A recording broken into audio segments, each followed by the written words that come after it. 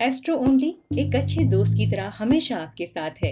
भारत की अपनी धार्मिक और ज्योतिष की मोबाइल ऐप। लॉग इन कीजिए और बात कीजिए अनुभवी एस्ट्रोलॉजर से। नमस्कार। एस्ट्रो ओनली पर आप सभी का स्वागत है। मैं पंडित चंद्रकांत सारस्वत आपके सामने एक बार फिर से इस YouTube चैनल पर हाजिर हूँ।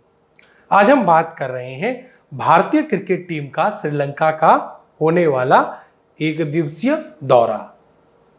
भारतीय क्रिकेट टीम श्रीलंका के साथ में T20 मुकाबले भी खेलेगी, लेकिन 13 जुलाई से शुरू होने वाली वनडे सीरीज पर हम पहले बात कर रहे हैं। सबसे पहले भारतीय क्रिकेट टीम के नजरिए से हम राहुल द्रविड़ की कुंडली को देखने का प्रयास करते हैं।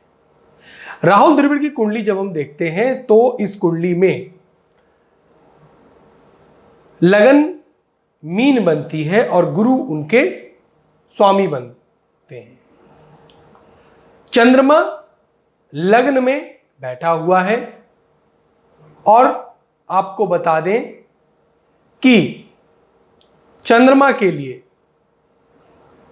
गुरु सम होते हैं और गुरु के लिए भी चंद्रमा मित्र होता है।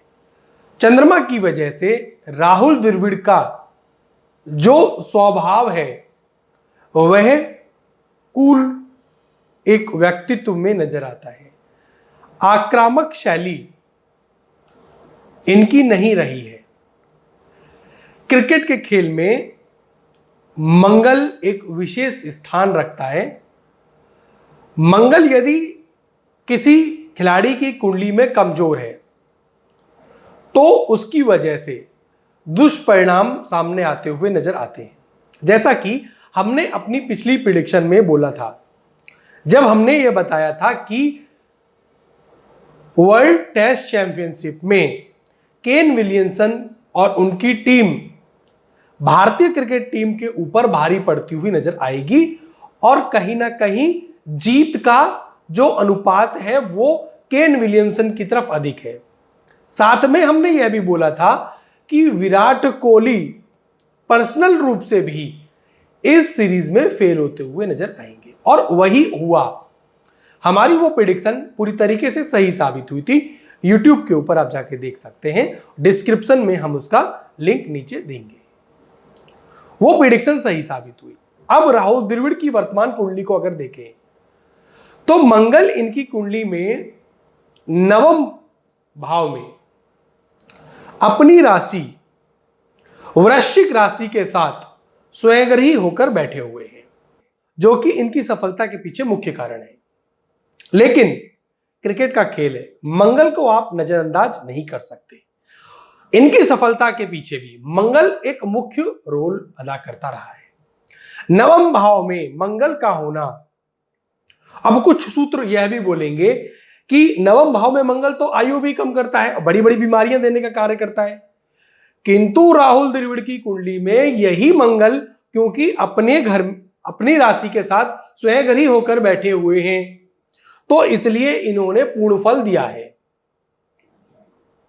लेकिन चंद्रमा की वजह से एक तो चंद्रमा का प्रभाव नजर आया और शांत इनका नेचर रहा।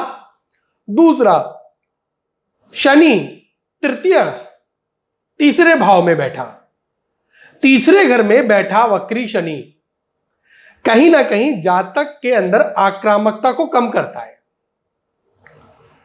ऐसा जातक जिसकी कुंडली में शनि वक्री होकर तीसरे भाव में बैठ जाए तो वहां पर क्या होता है, समीकरण यह बैठता है कि वह जातक आक्रामक नहीं होगा, शक्तिशाली नहीं होगा, कॉन्फिडेंस की मतलब अपने हाथ में काम लेकर मैं इस कार्य को पूरा कर दूंगा, वो सब चीजें नहीं होती। किंतु एक अच्छा लीडर यदि उसको मिल जाए तो अपने दायित्व को पूरी तरीके से वह निभाता हुआ नजर आता है और यह सूत्र राहुल द्रविड़ की कुंडली पर लागू हुआ है। अब अगर देखें, मंगल का पूरा पूरा साथ मिल रहा है, मंगल स्ट्रांग, इसलिए इनको सफलता बहुत अधिक मिली टीम इंडिया में भी, और जब यह अंडर 19 के भी कोच रहे या जब भी जो भी जिम्मेदारी इनको दी गई उसमें सफलता इनको अधिक मिलेगी। ऐसा हुआ भी।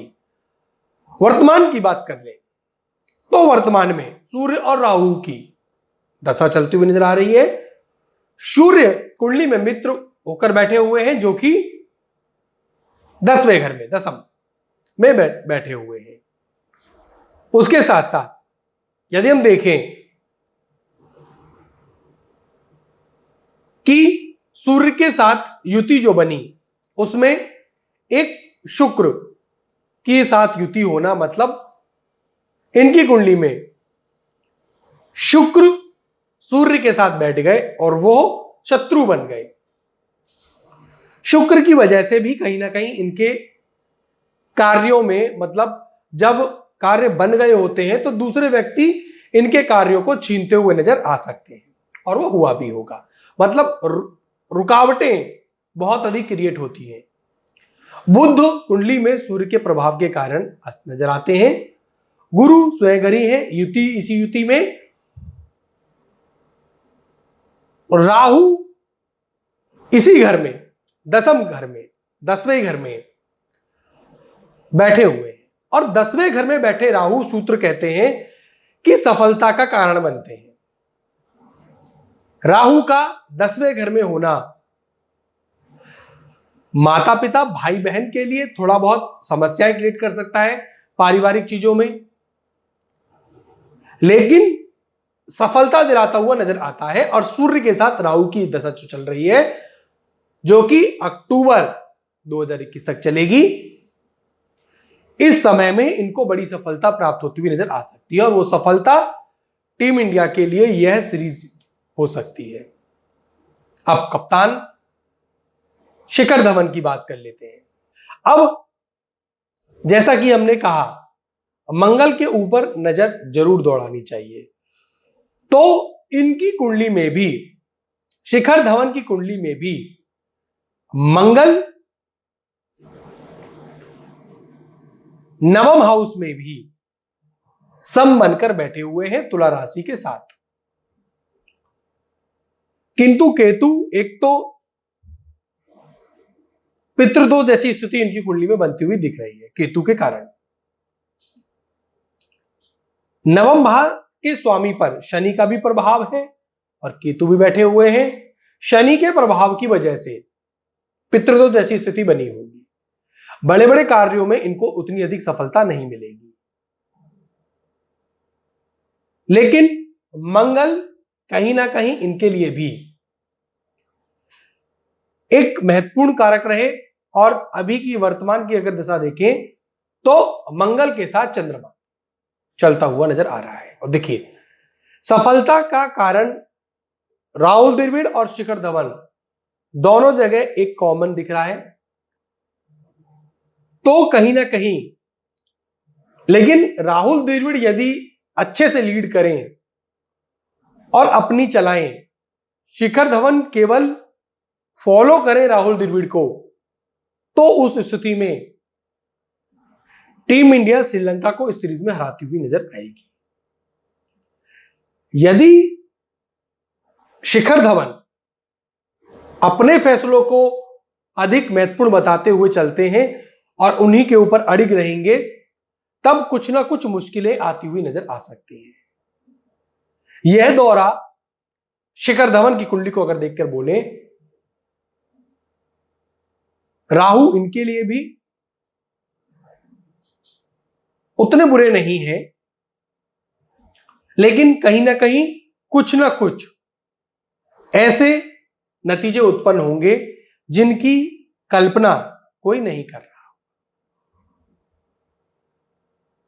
शिखर धवन की कुंडली में और राहुल द्रविड़ की कुंडली में, राहुल द्रविड़ की कुंडली अधिक स्ट्रांग है, लेकिन मंगल के साथ चंद्रमा की दिशा चलती हुई, विश्वोत्तरी दिशा चलती हुई दिख रही है, और वह एक सफलता का कारण हो सकती है। शिखर धवन पर्सनली हो सकता है कि उतना बेहतर प्रदर्शन नहीं कर पाए, लेकिन राहुल द्रविड़ के फैसले यदि चले तो टीम इंडिया सफलता प्राप्त करती हुई नजर आ सकती है। आगे अपने अगले वीडियो में हम भारत और श्रीलंका के बीच पहले वनडे की जो प्रिडिक्शन होगी वो लेकर आएंगे।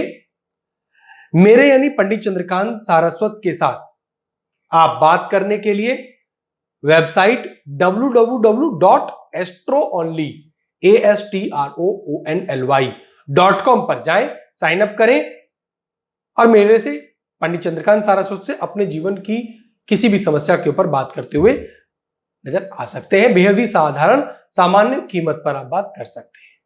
तो एस्ट्रो ओनली के साथ जुड़े रहें। हमारे YouTube के इस वीडियो को जरूर शेयर करें और चैनल को सब्सक्राइब करना ना भूलें।